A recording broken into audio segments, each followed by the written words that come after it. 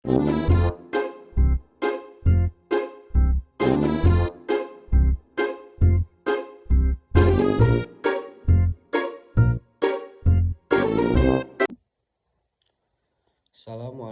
warahmatullahi wabarakatuh. Perkenalkan, nama saya Hikmah Rehanda dengan NIM 2230811162 kelas leadership. Di sini saya akan menjelaskan tugas ujian tengah semester saya matkul manajemen kinerja bisnis yang bertema peninjauan kinerja dan peningkatan kinerja. Nah, di sini ada pengertian proses dan praktik pelaksanaan performance review atau peninjauan kinerja sebagai bagian penting dari manajemen kinerja. Tujuannya bukan hanya untuk menilai masa lalu, tetapi juga berfokus ke depan tentang bagaimana kinerja dapat ditingkatkan melalui dialog, umpan balik, dan pengembangan bersama antara manajer dan karyawan. Lalu ada tujuan peninjauan kinerja dan peningkatan kinerja. Yang pertama, mengevaluasi pencapaian, kemampuan, dan potensi pengembangan karyawan atau the 3CS. Contribution, Capability, Continuous Development. Yang kedua, meningkatkan kinerja melalui diskusi terbuka dan rencana perbaikan. Yang ketiga, membangun kesepahaman antara manajer dan bawahan tentang tujuan masa depan. Yang terakhir, menyusun rencana pengembangan pribadi dan perjanjian kinerja baru. Lalu ada aspek-aspek peninjauan kinerja dan peningkatan kinerja. Yang pertama ada persiapan. Baik manajer maupun karyawan harus meninjau tujuan, hasil, dan catatan sebelumnya.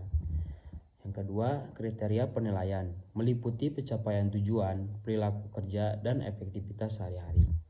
Yang ketiga, keterampilan manajer menciptakan suasana positif, mendengarkan aktif, menggunakan pujian, dan memberikan umpan balik konstruktif. Yang keempat, isu organisasi menyesuaikan siklus review dengan rencana tahunan perusahaan dan memastikan konsistensi antar departemen. Yang terakhir, self-assessment. Karyawan diminta menilai dirinya sendiri untuk mendorong keterlibatan dan rasa tanggung jawab. Lalu ada faktor-faktor.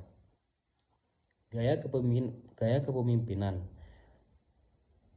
Manajer yang terlalu direktif sering kesulitan melakukan diskusi dua arah. Lalu pelatihan dan bimbingan dibutuhkan agar manajer mampu menjadi fasilitator yang efektif. Dan kesiapan individu, baik manajer maupun karyawan harus siap menerima dan memberikan umpan balik dengan terbuka. Lalu di sini ada implementasi. Yang pertama ada the performance review meeting atau pertemuan tinjauan kerja, menjelaskan tujuan, fungsi, dan prinsip pelaksanaan pertemuan tinjauan kerja. Yang kedua ada performance review issue atau masalah dalam tinjauan kinerja, membahas masalah umum dalam pelaksanaan review seperti sikap manajer, keterbukaan, dan kejujuran. Yang ketiga, organizational issue atau isu organisasi, menjelaskan aspek organisasi termasuk waktu pelaksanaan, kebijakan, dan konsistensi antar unit. Yang keempat, performance review skill atau keterampilan dalam tinjauan kinerja, menguraikan keterampilan yang harus dimiliki manajer seperti mendengarkan aktif, bertanya efektif, dan memberikan umpan balik positif. Yang kelima, preparing for review meetings atau persiapan sebelum pertemuan, membahas langkah-langkah persiapan sebelum pertemuan dilakukan oleh manajer dan karyawan. Yang keenam ada conducting a performance review meeting atau melaksanakan pertemuan review, menjelaskan cara pertemuan dengan pendekatan konstruktif dan partisipatif. Yang ketujuh, evaluating performance review and self-assessment atau evaluasi dan penilaian diri, membahas evaluasi efektivitas proses review dan pentingnya penilaian diri oleh karyawan. Lalu kesimpulannya, bab 8 menegaskan bahwa peninjauan kinerja performance review bukan sekedar prosedur administratif, tetapi sebuah proses dialog strategis yang menumbuhkan kinerja, tanggung jawab, dan pengembangan. Kunci keberhasilannya terletak pada keterbukaan, persiapan yang baik, serta kemampuan manajer untuk menjadi pelatih dan pembimbing, bukan sekedar penilai.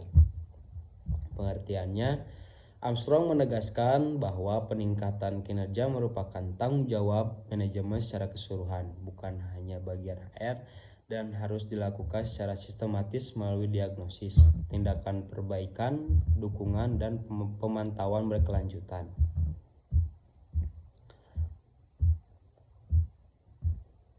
Mungkin hanya sekian yang bisa saya sampaikan, kurang lebihnya mohon maaf. Bila fisabil haq, fastabiqul khairat. Wassalamualaikum warahmatullahi wabarakatuh.